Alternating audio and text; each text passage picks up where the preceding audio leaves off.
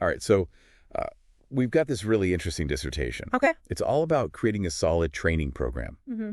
for therapists who are going to be working with psychedelics. Yeah. Which is something that fascinatingly. is becoming more and more relevant these days. For sure. It's not some like fringe thing anymore. Right. You know, psychedelics are like making their way into Absolutely. mainstream mental health treatments. Yeah. For things like depression and PTSD and addiction. Fun time. All that stuff. It's huge. And so as more and more of these training programs pop up, Right. we have to ask ourselves, like, Yeah. what actually makes for good training in this Mm-hmm. really complex field? Yeah. That's a great question, and that's exactly what this dissertation dives into. Okay. It really tries to answer that question I like it. by looking at 16 different training programs Wow. for therapists who are, helping people go through these psychedelic experiences. And it uses this research method called grounded theory, which basically means that, it's not just coming up with theories out of thin air. Right. It's really Like practical reality. And in this case, the data was the syllabi from these different training programs. So they're like really getting into the nitty gritty of like, what are these programs actually teaching? Exactly what's being taught out there. Oh. And to make sense of all this information, they used three different kind of frameworks or lenses. Okay. One was the body, mind, spirit model, which you're probably familiar with. Yeah. Another one was the uniqueness, relatedness, transcendence model. And then the last one was Wilber's 4 quadrants, which is a way of kind of mapping out all the different dimensions of human experience. Oh, yeah. And so using these 3 frameworks, they were able to kind of analyze the content of these syllabi and see what the patterns were. Oh, cool. And what they found was actually pretty surprising. Oh, really? Yeah. Okay, I'm intrigued. Lay it on me. Spill the tea. Basically what they found was that most of these programs were really heavily focused on the mind and relatedness aspects. So like the psychology and neuroscience. Exactly, yeah. So like the psychology, the neuroscience, the different therapeutic techniques. And that makes sense, right? That's kind of like the foundation of this kind of work. Yeah, for sure. But the thing is, they found a pretty big gap when it came to the body and the spirit. Okay, so explain what you mean by that. Like, help me connect those dots. Think about it this way. Like, a psychedelic experience isn't just something that happens in your mind, right? It involves your whole being. It involves your body. It involves your emotions. And it involves kind of the spiritual dimension as well. For sure. And so if training programs are only focusing on the mind and relatedness, then therapists are going to be missing out. They're not getting the full picture. Exactly, yeah. And that can actually be pretty risky. Okay, so how... Well, imagine you're going out to sea. And you have a map, but you don't have a compass. And you don't know anything about, like, you're gonna get lost. How to sail. Yeah. You might have an idea of where you want to go. Right. But without the right tools and skills, you're going to end up lost at sea. Right, exactly. And that's kind of what can happen with psychedelic therapy if therapists aren't trained to deal with the full range of experiences that people might have. Like they're not equipped to handle rough seas. And that's exactly the problem that this dissertation is trying to address. It's saying like, hey, we need to be really careful here. Because these are powerful experiences. Right. And if we don't have therapists who are properly trained to support people through them, things can go wrong. Things can go wrong. Yeah. And that's where this idea of the integrative blueprint comes in. Integrative blueprint. Kind of the big... That's the IBP. Reveal of the dissertation. Yeah. So tell me more about that. So the integrative blueprint, or IBP, it's a 15-category framework. For training psychedelic therapists. So it's like a roadmap. Exactly. It's a roadmap for programs to create training. That really covers all the bases. All the bases. Awesome. So that therapists are really well equipped to guide people through these experiences safely and effectively. 15 categories. That's a lot. It is a lot. Can you give me like a taste of what are some of the things that it covers? Yeah, so it covers a wide range of topics, everything from the history and philosophy of psychedelics to, specific therapeutic approaches and techniques. But importantly, it also dives into those areas that we were talking about that are often neglected. Yeah. So things like somatic work, spiritual emergence, the ethics of working with indigenous traditions and social justice issues. Wow. All that stuff. That's a lot. Yeah, it's comprehensive. So it's not just... It's not just the technical stuff. The technical stuff. It's like It's the whole... being. Yeah, the whole picture. And like the context. The context, all that. Yeah. That's really cool. Yeah. And the reason why the researcher created this framework was because they saw this huge need to bridge this gap between... the incredible healing potential of psychedelics and the very real risk of harm if therapists aren't properly trained to work with them. It's like you got to have the training to match the power. Exactly. You got to have the training to match the power of these substances. Because they're powerful tools. Yeah. And they need to be handled with care and with wisdom. For sure. And with a deep understanding of the human psyche. Yeah, it's not just like, here's this magic pill. Yeah, it's not a magic pill. This is going to fix all your problems. Yeah. Yeah. And so the IBP is really trying to make sure provide a foundation that we're using these things responsibly. Exactly. Yeah. Yeah. And that we're not just, throwing them at people. And hoping for the best. Right. Willy-nilly. Exactly. Yeah. Yeah. We need to be thoughtful about this. Absolutely. And so, I think it's a really important contribution. It seems like it. To the field. And it really speaks to this idea that, it's not just about... It's not just about science. It's about approaching the work with a deep respect for the kind of experiences that are being facilitated. Exactly. Right. Yeah, it's about recognizing that these are powerful tools that can unlock profound healing and personal growth. Yeah. But they need to be handled with care and with wisdom. Absolutely. And with a deep understanding of the human psyche. And I imagine that also extends to the therapist. Absolutely. Right? They need to be doing their own work. Exactly. They need to be doing their own work too. Yeah. And that's actually another crucial aspect highlighted by the integrated blueprint. I'm all yours. Tell me more. Okay. Yeah. So the IBP really emphasizes that therapists need to be doing their own inner work. Okay. It encourages them to explore their own shadow aspects. Okay. Cultivate self-compassion. Address any unresolved trauma or emotional baggage that they might be carrying. Yeah. Because you can't really... It makes sense. ...guide someone through challenging terrain if you haven't.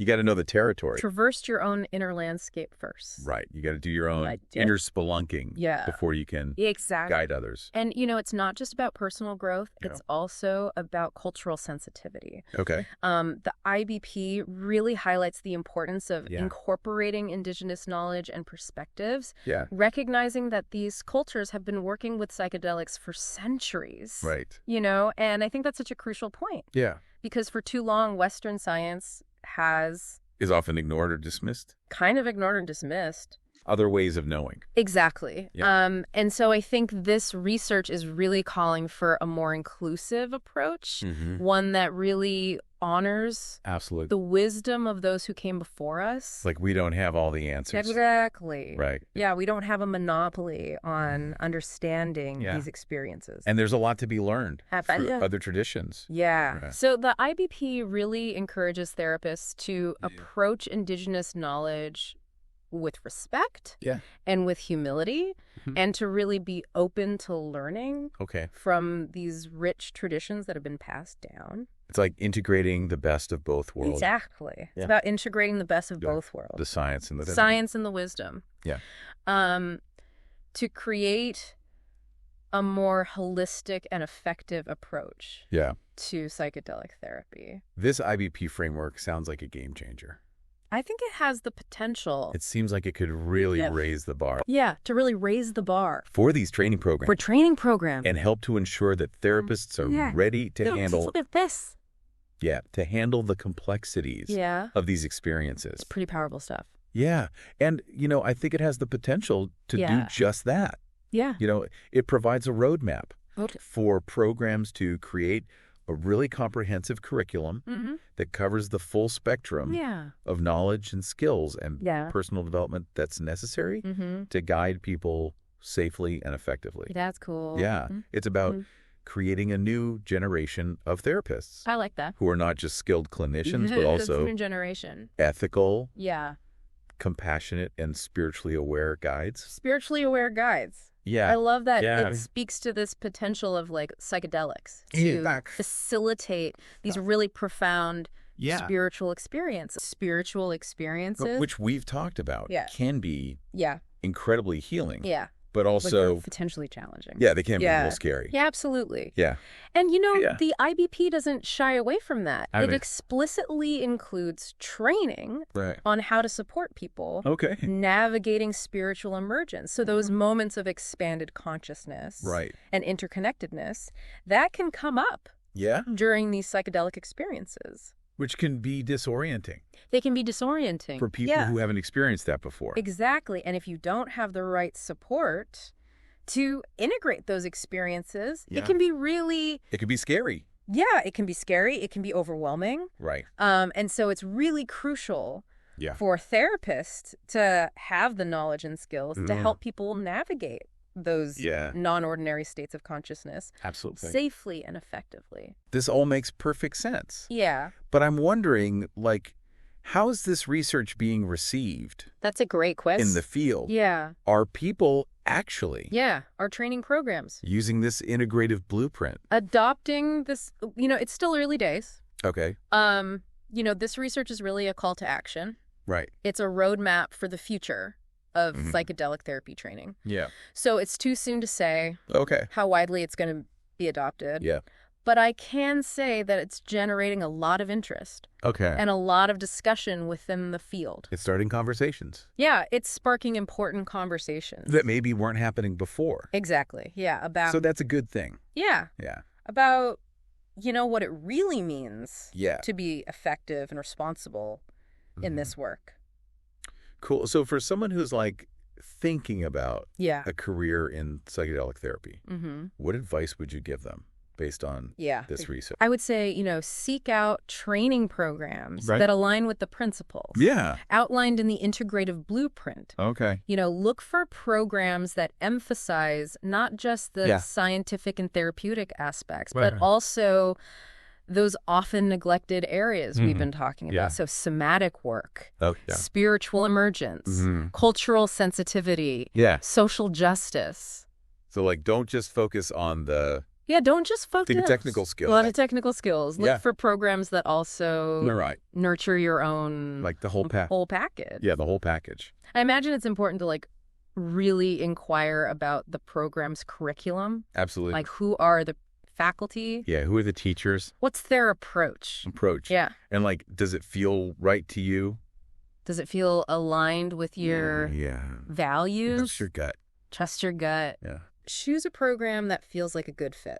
Okay. For you. All of this makes me think about the impact of this research, not just for therapists, but for the whole field of mental health care. Absolutely. I think it has the potential to be transformative. Yeah. As psychedelic therapy becomes more mainstream, it's crucial that we're making sure the therapists are adequately trained to guide people through these experiences safely and effectively. Yeah. And the IBP really provides a framework for doing just that. Yeah. It's paving the way for a future where psychedelic therapy is integrated into mainstream mental health care in a way that honors the profound potential of these experiences while also upholding the highest ethical and professional standards.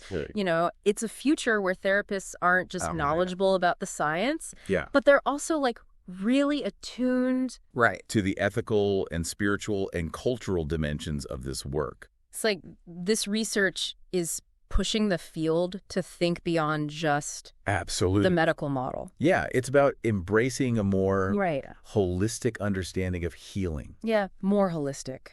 And that brings us to this really interesting point. that the dissertation raises, which is this ongoing debate about whether therapists who work with psychedelics should have their own... Should they have personal experience? Personal experience with these substances. A hot button issue. It is a hot button issue. I've heard people arguing about this.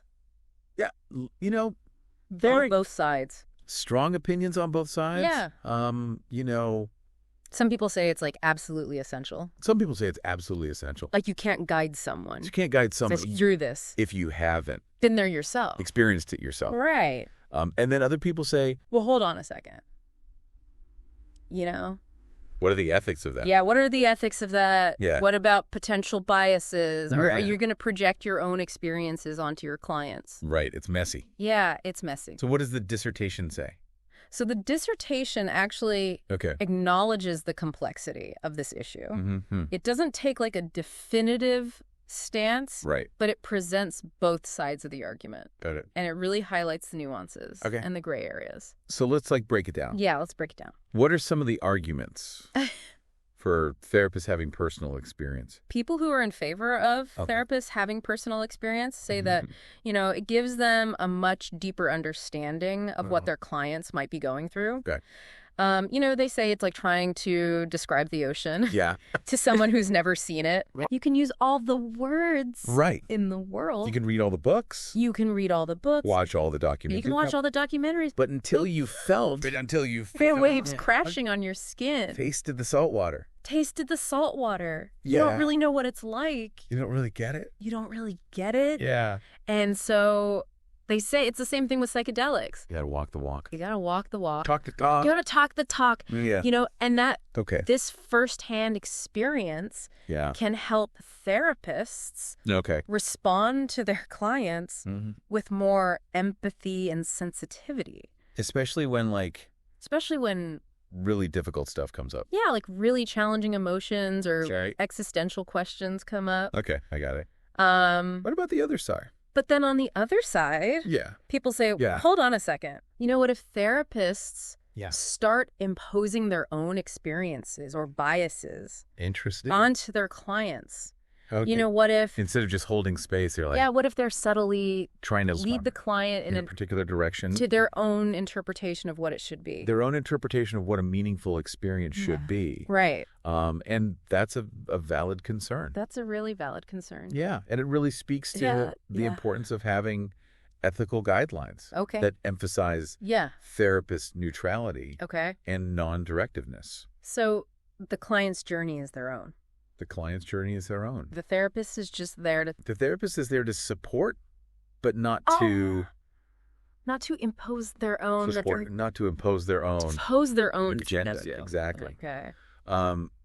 Another concern is, you know, this potential for boundary blurring. Right. If therapists are using the same substances... The same substances that they're giving to their clients... It gets tricky. It gets really tricky. Yeah. You know, it raises questions about professional objectivity and the potential for transference. And all of that. And countertransference. Right. To get really complicated. Yeah, it's about maintaining those boundaries. Yeah, it's about maintaining those boundaries. Between the therapeutic relationship and your own personal life. Yeah. It's messy. It's messy. So it sounds like there's not a simple answer. There's no easy answer. To this question. Yeah, the dissertation doesn't offer easy answers. Right. But it really encourages open dialogue and critical reflection on these issues. It's a good starting point. Yeah, it's a good starting point. Okay. Well, this has been a really fascinating deep dive. Yeah. I feel like I've learned a lot about psychedelic therapy training. It's an evolving field. And it's really made me think about all these ethical questions. And it's important to be... Like, what does it actually mean? We're asking these questions. To practice responsibly. Yeah, what does it mean to practice ethically and responsibly? So for our listeners out there who are like, maybe thinking about a career in this, or just curious about psychedelics, what would you say is like the key takeaway? I would say the key takeaway is that this is a field that requires a deep commitment to both scientific rigor and personal growth. It's about embracing a holistic perspective that honors the interconnectedness of body, mind, and spirit. It's about like recognizing the power. Yeah, recognizing the power of these substances. But also like but also proceeding with caution. Yeah, proceeding with caution. And making sure that we have good training. Good training and ethical guidelines to keep people safe. Absolutely. Yeah. Well, it's about holding space for the transformative power of these experiences while also staying grounded in a commitment to ethical practice and client well-being. I love that. Yeah. That's a great way to put it. And, as this field continues to evolve, it's going to be so important to keep having these conversations, to keep doing research, to keep collaborating. Absolutely. To really create a future where psychedelic therapy can reach its full potential. Cool.